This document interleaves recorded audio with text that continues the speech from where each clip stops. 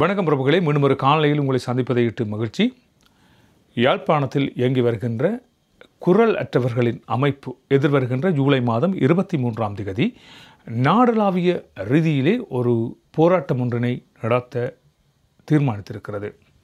பல்வேறுபட்டவர்கள் காணாமல் ஆக்கப்பட்டு சிறை வைக்கப்பட்டிருப்பவர்களுக்கு நீதி வேண்டி அவர்களுக்காக குரல் எழுப்பி வருகின்ற இந்த குரலற்றவர்கள் அமைப்பு இந்த நடவடிக்கையை இப்பொழுது மேற்கொண்டிருக்கிறது. இது தொடர்பாக அவர்கள் இன்றைய தினம் யாழ்ப்பாணத்தில் இருக்கின்ற ஊடக மையத்திலே ஒரு ஊடக சந்திப்பொன்றினை மேற்கொண்டிருந்தார்கள். அவை தொடர்பான காணொளிகளை பார்க்கலாம். வாருங்கள், காணொளிக்குள்ளே செல்லலாம். யாராவது முதல் தடவையாக வந்திருக்கீங்கன்னு சொன்னால் தயவுசெய்து சப்ஸ்கிரைப் பண்ணி போட்டு பாருங்க.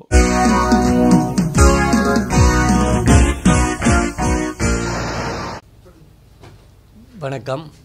முருகையா கோமகன், குரலற்றவர்களின் குரல் அமைப்பினுடைய ஒருங்கிணைப்பாளர். நீண்ட காலமாக சிறைகளிலே தடுத்து வைக்கப்பட்டிருக்கின்ற தமிழ் அரசியல் கைதிகளுடைய விடுதலை தொடர்பாகவும் ஜூலை மாதம் 25ஆம் தேதி கடந்த 2 வருடங்களுக்கு முன்னர் சிறைகளிலே படுகொலை செய்யப்பட்ட அரசியல் கைதிகளுக்கான நினைவு கூறும் ஒரு செயற்பாடு ஆரம்பிக்கப்பட்டிருந்தது. அது தொடர்பான பொதுவழியிலே செயற்படுகின்ற மனிதாபிமானாக செயற்படுகின்ற மக்கள் அமைப்பு சார்ந்த பிரதிநிதிகளுக்கும் மக்களுக்குமான ஒரு அன்பான ஒரு வேண்டுகோளினை விடுக்கும் ஒரு ஊடக சந்திப்பு. சிறைகளுக்குள் படுகொலை செய்யப்பட்ட தமிழ் அரசியல் கைதிகளை நினைவு கூர்ந்து சிறையிலிருந்து விடுவிக்கப்படாத உறவுகளின் விடுதலை வேண்டி அணிதிரள்வோம். இலங்கை ஜனநாயக சோசலிச குடியரசு என்னும் பெயரை தாங்கி நிற்கின்றது. ஆனாலும் இந்த ஜனநாயக சோசலிசம் வெளிப்படுத்தும் விழுமியங்களுக்கு மாறாக ஒடுக்கும் அரசாகவே இவ்வரசு பரிணமித்துள்ளது.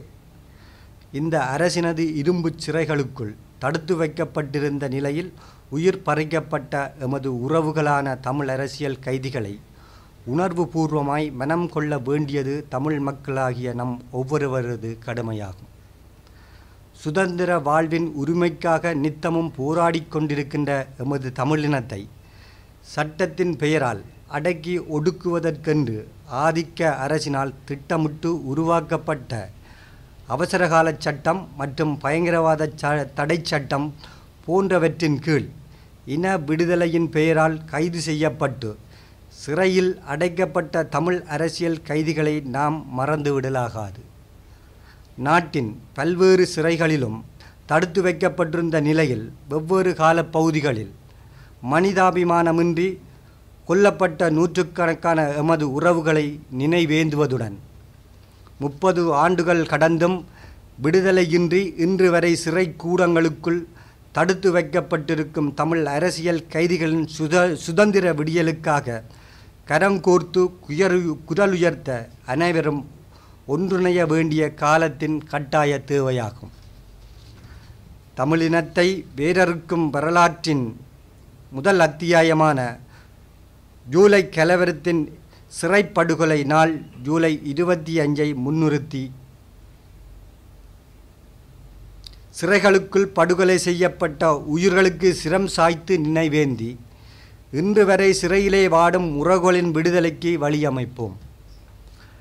அரசியல் கைதிகளின் விடுதலைக்காக உணர்வு பூர்வமான போராட்டத்தை முனைப்புடன் முன்னெடுக்க குரலற்றவரின் குரல் அமைப்பு சகல தமிழ் சமூகங்களிடமும் அழைப்பு விடுக்கின்றது.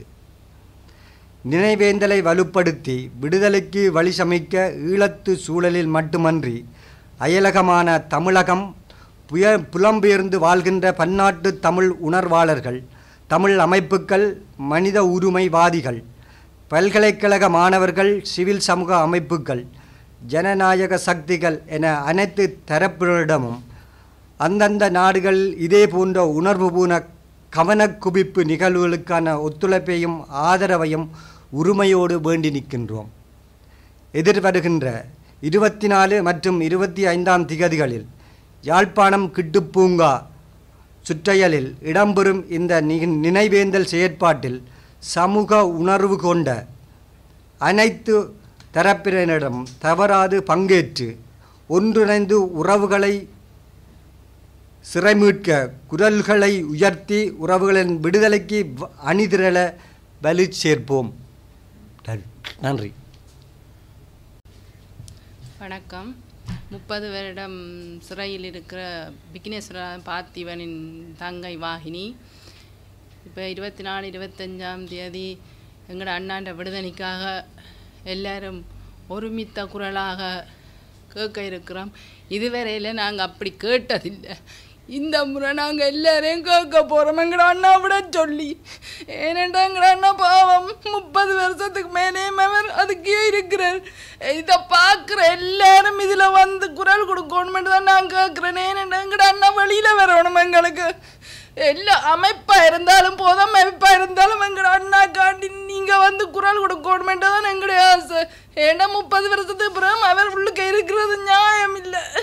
எங்களோட அண்ணாவை எல்லாரும் வந்து எல்லா அமைப்பையும் நாங்கள் கேட்குறோம். எங்களோட அண்ணன் நாங்கள் இப்படி ஒரு போராட்டம் நாங்கள் செய்ததும் இல்லை. எங்களுக்கு இதை பற்றி ஒன்றுமே தெரியும். நாங்கள் இந்த முறை தான் கேட்குறோம்.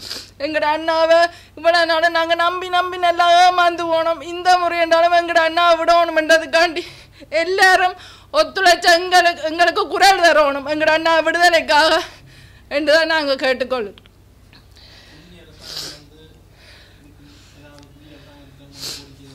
நாங்கள் எத்தனையோ கோரிக்கை வச்சுட்டோம். ஆனால் ஒரு தரம் எங்களுக்கு ஒரு பதிலும் இல்லை. கடிதம் உங்களோட கிடைச்சிருக்கேன்னு சொல்லினமே தவிர மற்றும்படி எங்களோட அண்ணாவை விடுவிக்கிறேன் எந்த ஒரு வாயிலிருந்து நான் இதுவரைக்கும் கேட்டதில்லை. அன்றைக்கு வந்து அந்த இவர் வந்தவர் இங்கே செம்மணிக்கு அவர் சொல்லியிருக்கிறார் அரசியல் கைதிகளை விடணும் என்று சொல்லி அந்த மனித உரிமை அவற்ற வாயிலிருந்து வந்தால் தான் நான் என் காதாலியாக கேட்டிருக்கிறேன். அவர் சொன்னது சரிதான். ஆனால் இந்த அரசாங்கம் எடுக்குதில்லை அப்படி ஒரு முடிவை. எங்களுக்கு அதுதான் தேவை. இப்போ நாங்கள் அதுக்காண்டி தான் கேட்கணிக்கிறோம். இப்போ எல்லார்கிட்டையும் ஏன்னா நாங்கள் தனியாக தான் கேட்டிருக்கிறோம்.